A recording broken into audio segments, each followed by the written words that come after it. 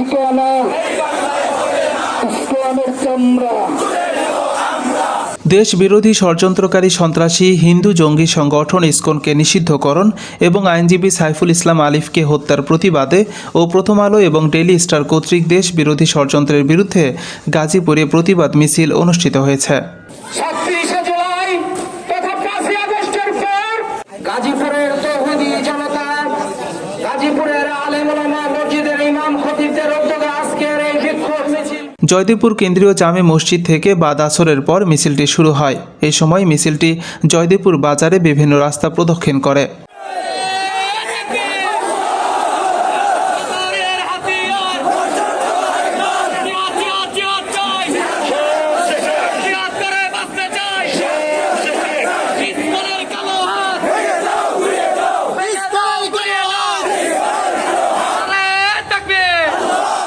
এ সময় উপস্থিত ছিলেন মাওলানা গোলাম মাওলা, মুফতি আব্দুল মান্নান, আলহাজ মুফতি নাসির উদ্দিন খান, মুফতি আবদুল্লাহ মাইমুন, মুফতি শাহাদাত হোসেন, মুফতি মারুফ বিন হারুনি, অ্যাডভোকেট সাদেকুজ্জামান খান প্রমুখ নেতৃবৃন্দ। সবশেষে বৈষম্যহীন বাংলাদেশ ইসকনের পোশাকে বা ইসকনের সংগঠনে কেউ যোগ দিবেন না। রাস্তায় ঘাটে বাজারে বন্দরে গ্রামে ইসকনের গেরুয়া পোশাকের কাউকে পাওয়া গেলে সেখানেই তার পথ রুদ্ধ করে দেওয়া হবে।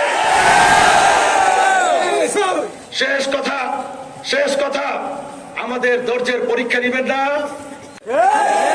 এবং সেই সফর থেকে পলাতক অবৈধ খুনি প্রধানমন্ত্রী হাসিনার কান পড়া নিয়ে চিটাগাং থেকে ঢাকামুখী সনাতন ধর্মী মানুষের লং মার্চ করবার প্রস্তুতি নিচ্ছিল। রাষ্ট্র তার বিরুদ্ধে রাষ্ট্রদ্রোহের মামলায়